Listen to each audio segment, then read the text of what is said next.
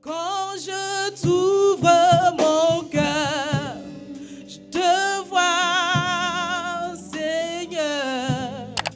Quand je t'ouvre mon cœur, je veux t'entendre me parler. Et ta loi dans mon cœur, toujours demeure. Et ta vie à chaque heure coule comme un torrent. Et ta loi dans mon cœur, toujours demeure. Et ta vie à chaque heure coule comme un torrent. Coule, coule, coule comme un torrent. Coule, coule, coule, coule comme un torrent. Coule, coule, coule comme un torrent. Alléluia. Nous sommes au programme.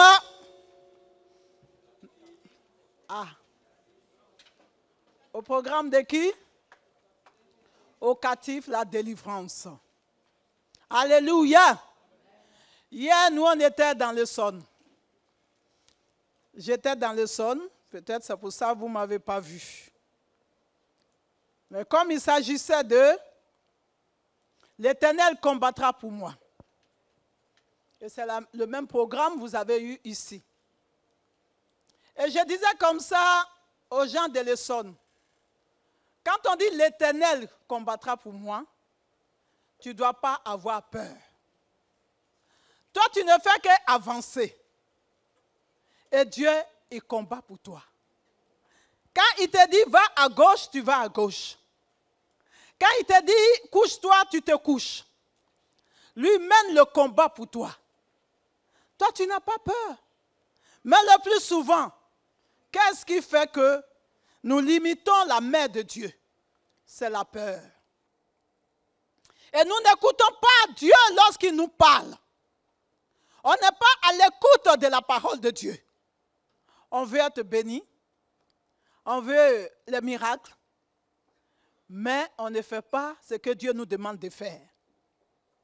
Et comme je le disais comme ça, dans 1 Pierre 5, verset 7, qui le disait, avant que je rentre dans mon message, je dois vous expliquer quand l'Éternel dit quelque chose, nous devons l'appliquer. 1 Pierre 5, verset 7. Il a dit, déchargez-vous sur lui de tous vos soucis, car lui-même prend soin de vous. Alléluia. Mais l'Éternel combat pour toi. Donc toi, tu dois décharger tes soucis sur Dieu. Le plus souvent, on ne décharge pas. Et comme je le disais hier dans le Sonne, on nous a raconté une histoire comme ça. Un monsieur passait avec sa voiture et il y a un papa qui avait un bagage sur la tête. Et comme le bagage était tellement lourd, ils l'ont vu à vue d'œil. La voiture s'est arrêtée. On dit, papa, monte avec ton bagage. Il est assis dans la voiture, mais il avait toujours le bagage son bagage sur sa tête. Le conducteur dit, bon, c'est à cause du bagage que je t'ai accepté dans la voiture. Maintenant que tu es dans la voiture et tu as toujours ton bagage sur ta tête, bon, descends et tu vas marcher avec ton bagage sur ta tête. Quand l'Éternel dit de se décharger sur lui, ça veut dire quoi? J'ai posé la Bible sur ma tête. Je l'enlève, je la pose. Je l'ai posé la Bible. Est-ce qu'elle est dans ma main encore? Est-ce qu'elle est sur ma tête encore? Voilà. Tu as déchargé ton souci sur l'Éternel. Maintenant, laisse l'Éternel faire le reste.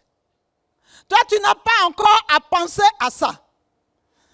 Comment la Bible est couchée, ce n'est plus mon problème. Elle n'est plus dans la même position que je l'avais, ce n'est plus mon problème. L'Éternel gère le reste. Et j'ai donné comme ça un témoignage. Parce que quand tu es avec Dieu, et que Dieu dit il combat pour toi, toi tu n'as peur de rien.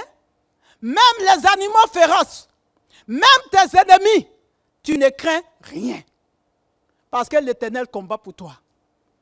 Et je le disais comme ça. En 2013, je suis parti en Israël. J'ai fait 2 semaines. Lorsque je suis parti, l'équipe avec laquelle je travaillais, ils ont comploté derrière moi pour dire que comme quand elle vient au travail, elle chante. Ça nous énerve. Il y a le responsable du complot qui dit que lorsque je loue Dieu, ça l'énerve. Donc il fera de telle sorte que je sois licencié. Ils vont me mener la vie dure. Et ça c'était pendant mon absence. Et moi j'étais à Jérusalem. Et moi j'ai prié pour l'équipe. J'ai prié pour la direction. J'ai prié pour tout le monde. Pas pour moi seul. Et le jour que je revenais, en ce moment-là, il a eu un accident. Ses 2 jambes ont été brisées. Lui qui a comploté pour que moi je sois licencié. Le jour où j'étais dans l'avion n'a même pas encore atterri. C'est là qu'il a eu l'accident. Qui a combattu pour moi? Voilà. Ils l'ont amené à l'hôpital, il a fait 6 mois. Quand il est sorti de l'hôpital, on l'a mis inapte, il ne peut plus exercer. Donc quand l'Éternel combat pour toi, il faut faire confiance à Dieu. C'est une ferme assurance. Mais le plus souvent, on ne fait pas confiance à Dieu. En même temps qu'on est dans le monde, en même temps on va chez les féticheurs, en même temps on va chez les marabouts, et le directeur n'étant pas content, il a dit, mais cette femme, elle va partir d'ici. Il appelle l'inspection du travail pour dire que je vais pour la visite médicale. Il faut qu'on me mette inapte pour qu'il me licencie. J'arrive à l'inspection du travail. Le médecin me dit, madame, je ne vous connais pas, c'est la première fois que je vous vois, mais vous êtes une femme de bien. Voilà ce que votre directeur vient de me dire. À l'instant même, je viens de raccrocher le téléphone avec lui, de vous mettre inapte pour qu'il vous licencie. Mais moi, je ne le ferai pas.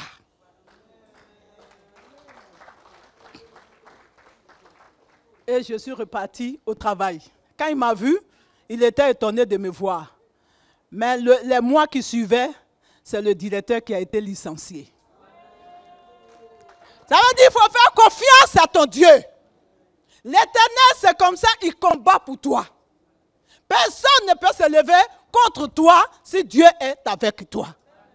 Mais pour que Dieu soit avec toi, toi aussi, il faut être avec lui. Il dit, décharge. Ce matin, Dieu parle à quelqu'un, décharge-toi sur l'Éternel. Décharge ton bagage sur l'Éternel. Ne pense plus à ça. Dieu va s'en charger. Que Dieu nous bénisse. Ça, c'était la partie de l'Éternel combattra pour moi. Depuis la chute d'Adam et Ève, l'homme s'est retrouvé dans une souffrance et dans une position de faiblesse.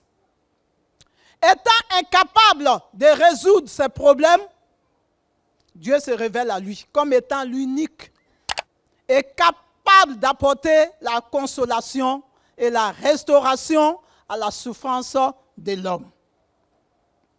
Le peuple d'Israël était en esclavage en Égypte. Et qu'est-ce qui les a amenés en esclavage en Égypte? C'est parce que notre père, notre patriarche Abraham a péché. Il a menti. Vous savez, Dieu, il nous bénit. Dieu, il nous aime. Mais le péché ne reste pas sans conséquence. Comme je le disais un jour à quelqu'un, On dit Dieu m'a pardonné, Dieu m'a pardonné. Va dans un magasin, va voler. On va t'attraper dans le magasin. Tu es arrivé à la maison, tu as fléchi les genoux. Dieu a pardonné ton péché. Mais dans le magasin, est-ce qu'on ne t'a pas saisi? Tu n'es pas reconnu là-bas en tant que voleur? Et les conséquences, c'est qui les paye? Dieu pardonne, mais il n'assume pas les conséquences. C'est pour ça que le peuple d'Israël s'est retrouvé en Égypte. Dieu, dans son amour, eu égard à l'engagement qu'il a pris avec Abraham, il va délivrer son peuple. Il va intervenir. Parce qu'il a vu la souffrance de son peuple.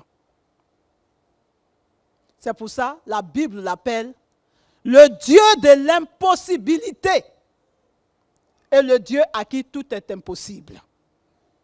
Ce matin, Dieu va te dire, quelle que soit la situation que tu traverses, il est le Dieu à qui tout est possible.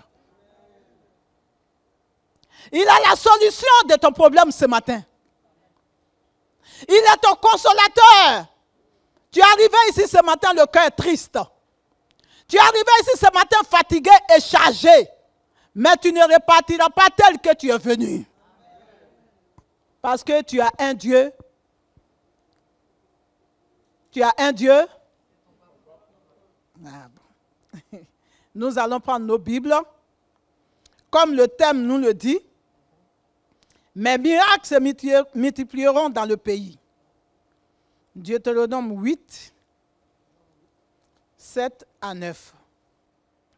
Car l'Éternel, ton Dieu, va te faire entrer dans un bon pays, pays de cours d'eau, de sources et de lacs qui jaillissent dans les vallées et dans les montagnes, pays de froment, d'orge, de vignes, de figuiers et de grenadiers, pays d'oliviers et de miel.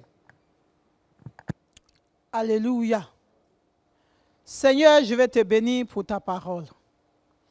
Viens ajouter une bénédiction à ta parole ce matin et que tous les cœurs soient réceptifs à ta parole.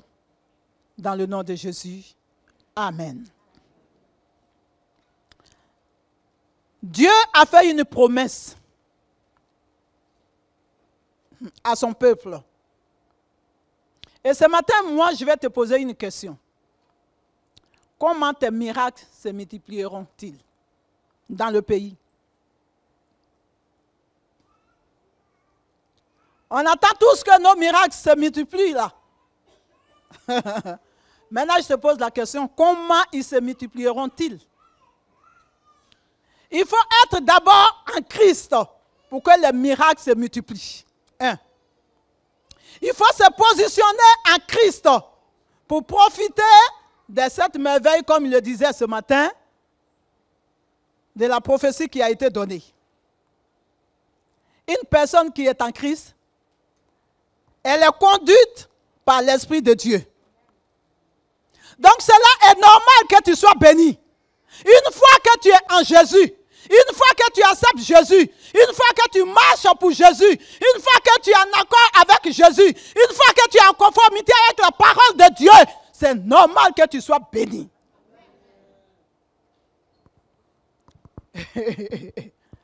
C'est ta position d'appartenir à Christ qui fait de toi un enfant béni.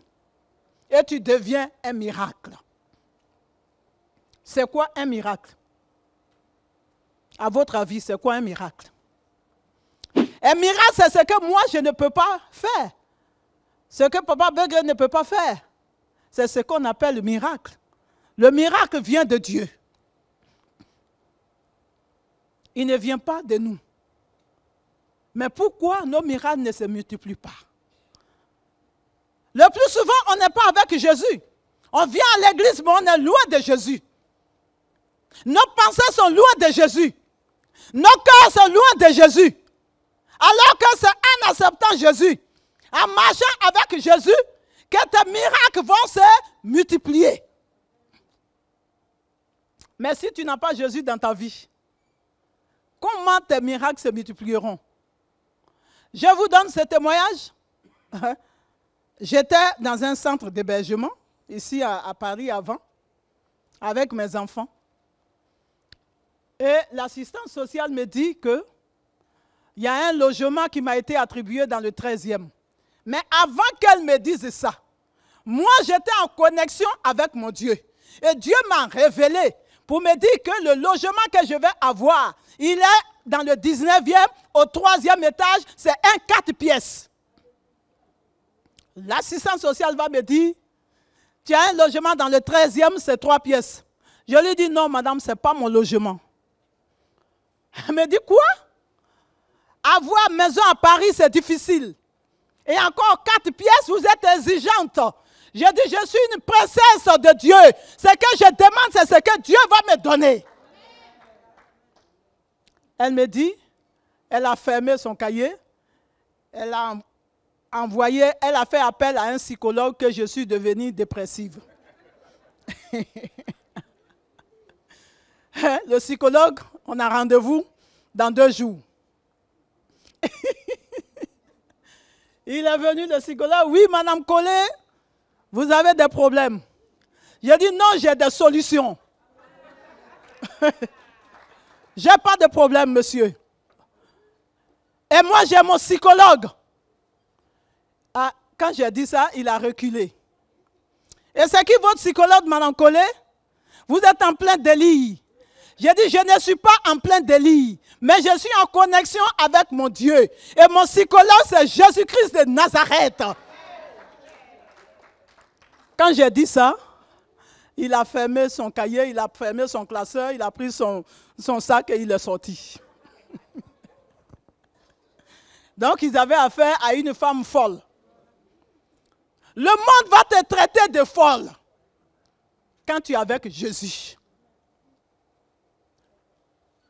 Et 2 mois, 3 mois, un autre courrier arrive. Un logement dans le 19e. Et on me demande d'aller visiter. Et j'ai dit à la même assistante sociale, c'est mon logement. Elle me dit, Madame Collet, il y a 3 personnes dessus, ne vous réjouissez pas. J'ai dit, même s'il y a 10 personnes, je me réjouis parce que c'est pour moi. Et j'ai été visiter l'appartement. Et Dieu m'a encore ouvert l'esprit que c'était là. 3e étage, porte à gauche. Notre Dieu est précis. Et quand je suis revenu, j'ai signé les papiers. Et je lui dis, c'est mon appartement, j'attends la réponse. Et la réponse sera positive. Elle me dit, Madame Collet, ne délirez pas, vous êtes toujours dans le délire. J'ai dit, ok. Mais mon Dieu n'a jamais menti, il a toujours raison. Mais quand il parle, vous allez chez les assistants sociaux, vous allez chez les médecins, ils vont déclarer une maladie. Il faut refuser la maladie. Il faut refuser la parole négative. Donc, quelques semaines après, l'appartement m'a été attribué. Un enfant de Dieu doit marcher selon la foi et il doit marcher avec une détermination. Il doit marcher avec une confiance. Il doit marcher avec une foi qui déplace des montagnes. Comment un enfant de Dieu va marcher? Tu arrives en guerre, tu vas en guerre, mais tu es déjà mort.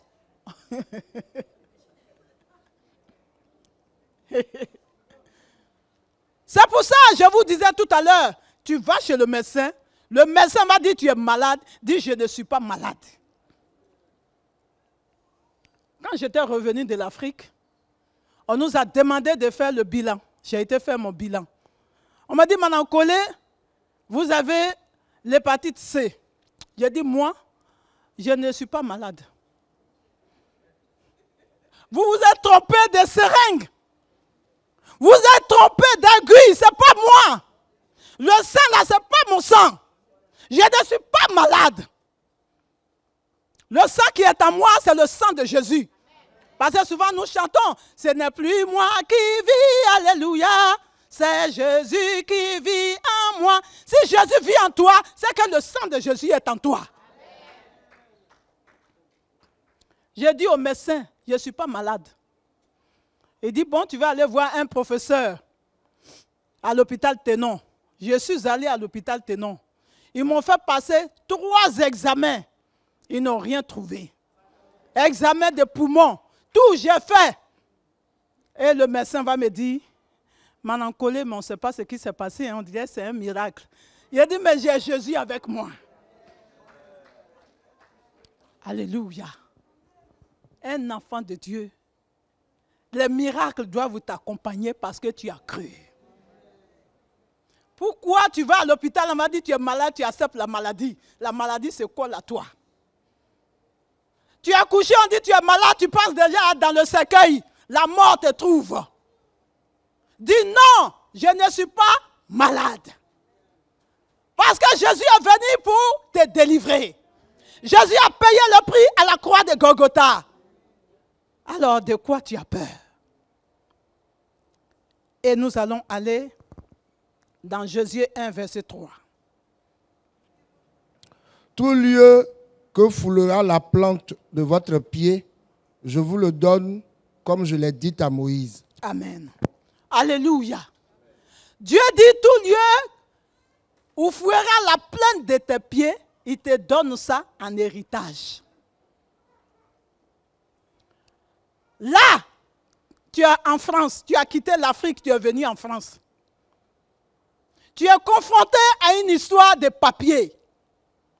On va te dire, sors du pays. Et toi, tu vas commencer à pleurer, on m'a dit de sortir du pays. Mais la Bible dit quoi? Tout lieu où fouillera la plante de tes pieds, il te donne ça en héritage. Ma soeur, mon frère, tu es un héritier parce que tu es avec Jésus. À moins que tu ne sois pas avec Jésus, si je me trompe. Et comment je vous donne la parole de Dieu? Je vous la donne avec un témoignage vivant. C'est mon témoignage. Le témoignage dans la Bible. Les Ruth ont passé leur temps. Les Esther ont passé leur temps. Les Jacob ont passé leur temps. Les David ont passé leur temps. Moi, je dois passer mon temps. Je dois passer mon temps avec la parole de Dieu. Et souvent, on est là. On vit seulement que des témoignages des autres. Je dois vivre de mon témoignage. Dans ce pays, je n'avais pas de papier. On m'a dit de sortir du territoire. J'ai dit, je ne sors pas. Je ne sors pas de ce pays. Parce que c'est mon pays. Quand Dieu a créé la terre et les cieux, il n'avait pas délimité la terre. C'est les hommes qui ont délimité la terre. Je suis sur la terre de mon père. Je ne sors pas de ce pays. Ils m'ont dit, ok. On m'a envoyé, on est parti au tribunal. Ils ont dit, vous allez sortir du pays. J'ai dit, je ne sors pas. Je suis parti en cour de cassation. Cour de cassation a confirmé, vous allez sortir du pays. J'ai dit, je ne sors pas. Je suis parti en cour plénière. Cour plénière qui a cassé la décision. Avant qu'elle ne casse la décision, je priais. Dieu m'a révélé. Va prier dans le bureau du maire du 19e. Et tu vas poser un acte. Une parole prophétique. Les socialistes vont revenir au pouvoir. Et tu auras tes papiers. Je suis parti dans le bureau du maire. J'ai trouvé sa secrétaire.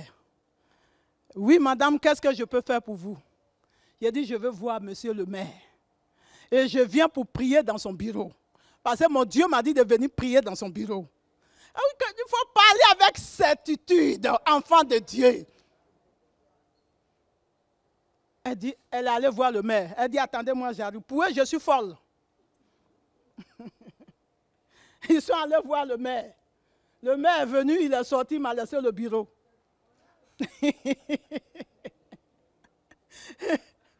J'ai prié. Je suis ressorti, je suis reparti. Les élections sont venues, les socialistes sont venus au pouvoir. Dieu a confirmé sa parole.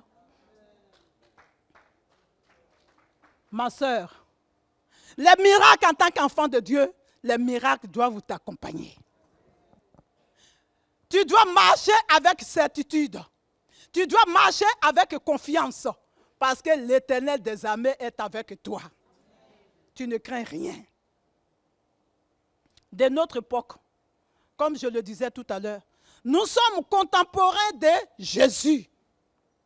Et Dieu attend de chacun de nous à accepter Jésus avant de recevoir les miracles.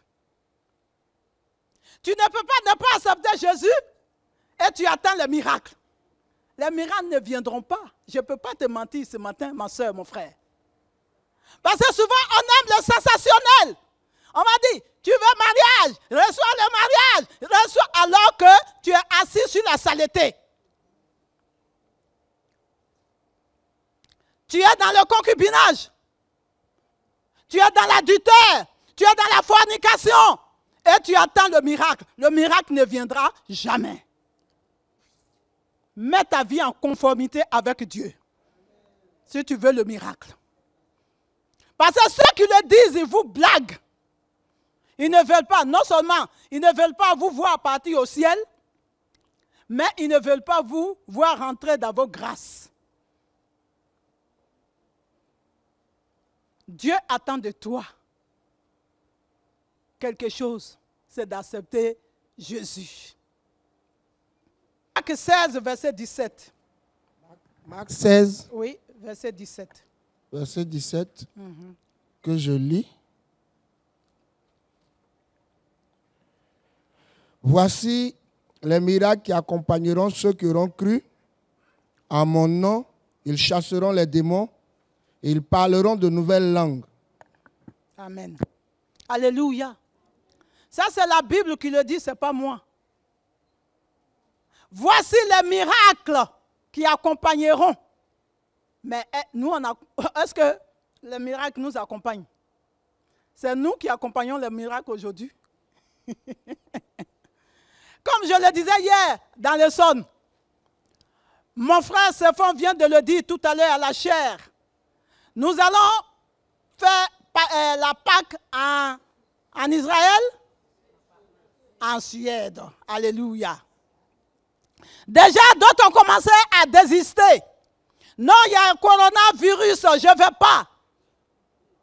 Coronavirus, à cause de ça, ils sont en train de dire non, je ne vais plus. Mais si tu es dans ta maison, la mort va te trouver dans ta maison.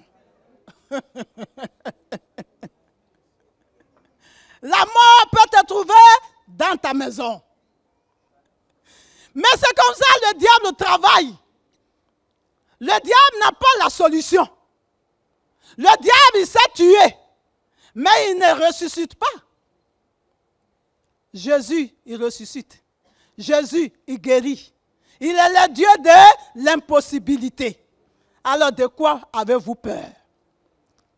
Pour dire que je ne vais pas en Suède, parce qu'il y a coronavirus. Bientôt même, ils vont mettre les gens en quarantaine ici à Paris. On demande de faire les provisions, parce qu'ils vont fermer tout. Mais ils vont fermer tout. Mais ils n'ont pas fermé la main de Dieu. Ils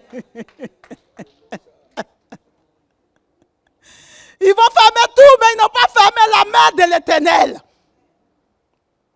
C'est ça qui est la vérité. Comment tes miracles se multiplieront-ils? Il faut croire et avoir la foi, comme je l'ai dit tout à l'heure. Le miracle, c'est quelque chose qui est impossible à l'homme, mais qui est possible à Dieu. Quand j'étais venu à Paris, on m'a dit je n'allais pas enfanter. J'avais déjà un enfant au pays avant de venir. Mais ici, on me dit je n'allais pas enfanter. J'ai dit je vais enfanter. Parce que les enfants, c'est Dieu qui les donne, ce n'est pas l'homme qui les donne. Aujourd'hui, j'ai 4 enfants. Alors toi, ta foi, elle déplace quelle montagne? Ta foi, elle se limite à la peur? Ta foi, elle se limite à quoi? Aux calomnies? Aux critiques?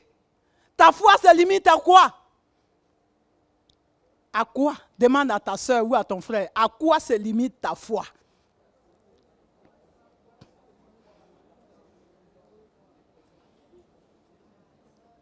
Les problèmes vont se présenter à toi, mais la solution est dans la main de ton Dieu. D'autant plus que tu es un enfant de Dieu. pourquoi tu as peur des hommes? Nous sommes dans le monde, mais on ne fait pas partie de ce monde. Mais tout ce qui arrive dans ce monde, tu vas le vivre, mais tu ne seras pas atteint. Alléluia. Parce que tu es dans le monde. Mais tu as Jésus avec toi. Le plus souvent, je vois les chrétiens, ils sont tristes. Moi, j'ai Jésus, je vais être triste. Pourquoi? Quand j'arrive, là, les collègues, des fois, ils me demandent, mais Adélaïde, c'est quoi ton secret? J'ai dit, c'est quoi, quel secret? Mais tu es toujours joyeuse. Il faut être joyeuse. C'est écrit dans la Bible. La Bible dit quoi? D'être toujours joyeux. Un chrétien doit être toujours joyeux. Et les miracles vont t'accompagner. Ma fille était malade. Ils ont dit, oh! Il a dit, ma fille n'est pas malade. Ma fille est guérie. Je suis partie à l'hôpital. J'ai imposé les mains à ma fille. Le lendemain, ils l'ont fait sortir. Ton Dieu est un Dieu de miracles. Là où on dit qu'il n'y a pas de solution, en tant qu'un chrétien, tu vas passer, il y a la solution. Mais pourquoi il n'y a pas la solution le plus souvent? J'ai une question à te poser. À quel moment les miracles se multiplieront-ils? À quel moment? Au temps précis de Dieu. Nous allons aller dans Éphésiens 1, verset 3.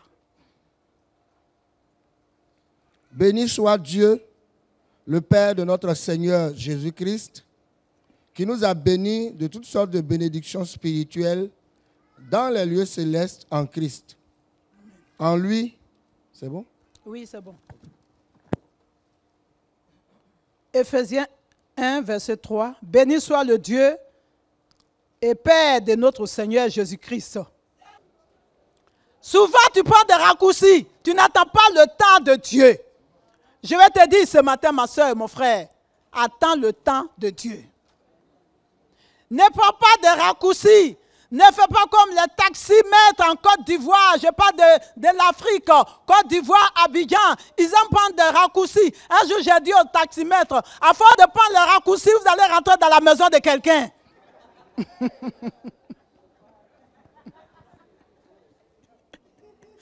Mais les chrétiens, nous aimons les raccourcis. On ne cherche pas le temps de Dieu. Attends le temps de Dieu. Le temps de Dieu est très important. Et c'est pour ça qu'il a dit, Dieu a dit à Josué quoi? Prends courage et fortifie-toi. Quand il t'a dit prends courage, fortifie-toi. Dieu savait ce qui était devant. Dieu savait que le projet qu'il a confié à Josué était un projet lourd. Josué regarde à gauche et regarde à droite. Mais comment moi je vais conduire ce peuple au cou raide? C'est un projet. Un projet c'est quoi? C'est ton avenir. Ce matin je vais te dire quoi? Tu as un projet de mariage. C'est ton avenir. C'est avec Dieu tu dois conclure.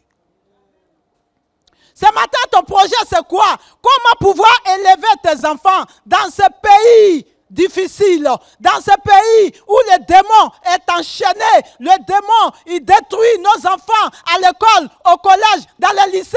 C'est la drogue. Ce projet est en toi. Tu dois commencer avec Dieu.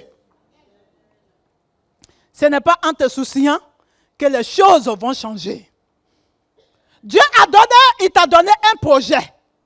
Tes miracles se multiplieront. Mais c'est avec Dieu, tes miracles vont se multiplier.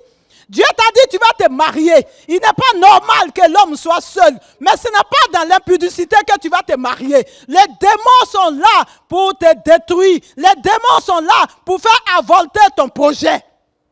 Le plus souvent, ton projet a été avorté, tu devais te marier. Mais ça a été avorté parce que tu as mis le sexe devant. Tu n'as pas mis Dieu devant. Tu cherches un travail. Commence avec Dieu. Et tu auras le travail. Tu ne vas pas commencer avec le marabout et venir terminer avec Dieu. Ça ne va pas ensemble. Ton projet, c'est quoi? Avoir une maison. Ça fait longtemps que je suis en Europe. Je n'ai même pas une brique en Côte d'Ivoire, dans mon pays, au Cameroun, partout. Tu veux aller construire. Tu as un projet. Mais commence ton projet avec Dieu. Il te donnera les moyens nécessaires au temps convenable. Ton projet, c'est quoi? Tu veux construire. Tu veux faire bâtir une société ici en Europe. Je suis fatigué de travailler pour les hommes. Je vais travailler pour moi-même. Mais attends le temps convenable. Dieu te donnera les idées précises. Dieu va t'accompagner. Il te donnera les moyens. Il pourvoira à tes besoins. Le temps convenable de Dieu. Le temps convenable de Dieu. Tu as un projet. C'est un projet que Dieu a donné à Josué. De conduire le peuple d'Israël. Mais les miracles ont accompagné le peuple d'Israël jusqu'à Canaan. Ils sont passés par le désert. Ils ont mangé. La manne est tombée du ciel. Le pain est tombé du ciel. Ils ont mangé jusqu'à Canaan. Jusqu'à même arriver à être ingrat avec Dieu. Pour dire, Moïse, c'est quoi ces histoires? Nous mangeons toujours caille. On est fatigué de caille. L'ingratitude de l'homme. Les miracles t'accompagneront dans ce pays, mais au temps convenable de Dieu. C'est un projet. Tu as un projet. Ton projet, tu es en train de construire quelque chose. Une société, ça ne marche pas. Tout le monde t'a abandonné. D'autres personnes te découragent. Laisse tomber la société. Mais demande à Dieu. Qu'est-ce que Dieu dit? Qu'est-ce que Dieu dit de ta société? Qu'est-ce que Dieu dit de ce que tu veux faire? Parce que l'homme, il peut te décourager. C'est pour ça que Dieu a dit à Josué, fortifie-toi et prends courage. Ce matin, je vais te dire, Dieu te dit, tout lieu où fouillera la plainte de tes pieds, il te donne un héritage. Mais il faut avoir une foi qui déplace les montagnes. Tu es sur une terre, où je peux même dire dans un pays, où les loges, la France est le premier pays dans les loges de franc-maçonnerie, au cas où tu ne le savais pas. Tu veux construire quelque chose, ce n'est pas ta soeur à côté qui est le démon. Ce pays où tu es là. Et que Dieu te donne en héritage ce pays, tu as des Goliaths devant toi. Tu dois les combattre. Tu ne dois pas regarder à la taille de l'ennemi. Tu regardes à la foi. Tu regardes à la foi, à la confiance que tu mets en ton Dieu. Ce pays est un pays qui détruit les enfants de Dieu qui n'ont pas Dieu. Mais ceux qui ont Dieu, ils ne sont pas détruits. Ça. Et quand je vous disais tout à l'heure, là quand j'ai été relogé, vous savez comment le diable, à 1 des 4 matins, je vais voir à ma porte les journalistes de la télévision M6. Ils sont venus pour dire, Madame Collet, nous sommes venus vous voir pour que vous témoigniez. Façon que vous étiez là-bas, votre vie que vous avez menée, il faut que cette vie, vous la témoignez pour qu'elle serve à d'autres femmes qui viennent dans ce foyer. Je dis, monsieur le journaliste, c'est bien, vous êtes venu avec votre caméra. Vous êtes venu pour que je parle sur votre chaîne. Quel est mon intérêt? Mon témoignage, je le réserve pour mon Dieu. Je ne le réserve pas pour les païens. Ils m'ont supplié. J'ai dit non, je ne parle pas. Ils sont repartis. On doit faire quelque chose dans l'intérêt de Dieu. Tout ce que tu fais, tu le fais pour Dieu.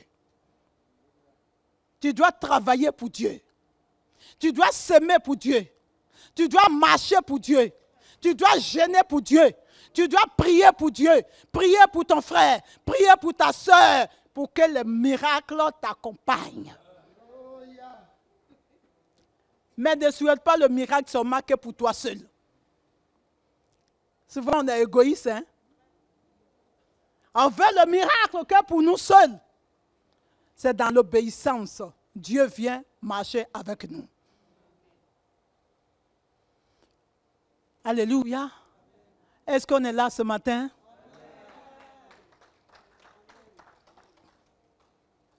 L'amour de Dieu nous conduit à la perfection. Est-ce que qui a son enfant hier, je le disais, dans l'Essonne? Voilà comment on perd le temps inutilement et que Dieu, on passe à côté de nos miracles. Et je vais finir par là. Je pose une question à une maman qui va me répondre. Tu as un enfant, tu lui donnes à manger. C'est quand je suis venu de l'Afrique, tout récemment, j'ai commencé à prier. J'ai pris un moment par rapport à ce programme et j'ai commencé à prier. Et Dieu va me parler. Il me dit, ma fille Adélaïde, arrête de pleurnicher. Ce n'est pas tes pleurs qui m'intéressent. Le plus souvent, nous les chrétiens, tout ce qu'on sait faire, c'est de pleurer. J'ai mis sur notre couche. Mais ce n'est pas tes pleurs que Dieu regarde. Dieu regarde que tu mûrisses. Dieu regarde que tu deviens mature. Dieu a fait aux gens matures. Il n'a pas affaire aux bébés. Et j'ai essuyé mes larmes. Je dis, Seigneur, qu'est-ce que tu veux que je fasse? C'est là qu'il m'a donné cet exemple. Et tu donnes à manger à ton enfant. L'enfant prend la nourriture, il jette à la poubelle. Tu lui donnes encore à manger. L'enfant prend la nourriture, il jette à la poubelle. 2 minutes après, il vient s'asseoir, il pleure, maman, j'ai faim. Ma fille, qu'est-ce que tu ferais? Marie, tu n'as pas lui donné. Tu n'as pas lui donné encore. Hein? Tu vas lui redonner encore. Ok. Maman, ok. Qu'est-ce que tu fais? Tu ne lui donnes plus. Ok. Judith, qu'est-ce que tu fais? Tu ne donnes pas. Et maintenant, quand il pleure. Ok. Alléluia. Voilà la réponse que je voulais entendre. L'enfant, tu lui as donné à manger. Il a jeté à la poubelle. Tu lui redonnes encore. Il jette à la poubelle. 2 minutes après, il vient s'asseoir devant toi et dit, maman, j'ai faim. Maman, j'ai faim. Est-ce que ces pleurs vont te dire quelque chose si tu es une bonne mère? Voilà, c'est ce que nous faisons avec Dieu. Quand Dieu m'a dit ça, je me suis levée. J'ai essuyé mes larmes. J'ai commencé à combattre. Pourquoi? Parce que Dieu, il nous a donné son fils Jésus à la croix. Jésus est mort, il a payé le prix pour tes péchés. Jésus a payé le prix pour tes miracles qui doivent t'accompagner. Voici les miracles qui accompagneront ceux qui auront cru en Jésus. Mais toi, tu as cru en Jésus et tu es toujours dans les pleurs. Tu es toujours en train de pleurnicher comme un enfant. Il faut grandir, ma soeur. Il faut grandir, mon frère. Deviens mature. Dieu a besoin de gens matures. Dieu n'a pas besoin des enfants encore. Vous savez, quand il a parlé à Marie, Marie était innocente. Quand il a dit qu'elle allait faire Jésus, elle était encore enfant dans sa tête. Mais est-ce que c'est la même façon qu'il a parlé à Zacharie? Homme de Dieu. Lorsque Zacharie n'a pas voulu écouter, il a rendu aveugle. N'est-ce pas? Muet plutôt. Que Dieu me pardonne. Il a rendu muet. Quand tu n'écoutes pas Dieu, parce que tu étais bébé, tu es venu à l'église, tu étais bébé, On t'a pouponné. Tu es passé par église de maison. Tu es passé par discipolat. On t'a affecté dans un département. À quand tu vas grandir, ma soeur, pour que les miracles t'accompagnent? Et c'est toi qui pleures tous les jours. Les miracles vont t'accompagner. Les miracles sont là pour toi. Le projet, Dieu ne renonce pas à son projet. Les miracles sont là pour toi. Mais arrête de pleurnicher. Sois mature. Dis à quelqu'un à côté de toi, sois mature.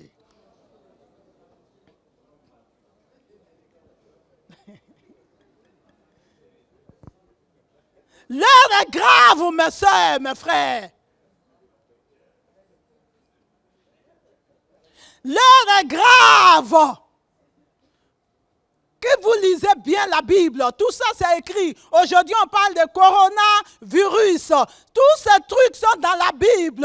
Lisez un peu. Alors, quand tu es mature, en ce moment, tu vas te référer à la parole de Dieu. Tu ne vas pas dire, il y a coronavirus, je ne vais pas en Suède. C'est la parole de Dieu doit s'accomplir. La parole de Dieu doit s'accomplir pour toi et moi. C'est pour ça qu'il faut être mature. J'ai jeûné, Dieu m'a parlé. Maintenant, quand je prie, je ne pleure plus. Je parle maintenant à mon Père. C'est comme, je vais parler à mon Père, Wilfran qui est là. Et puis, qu'est-ce que tu as fait?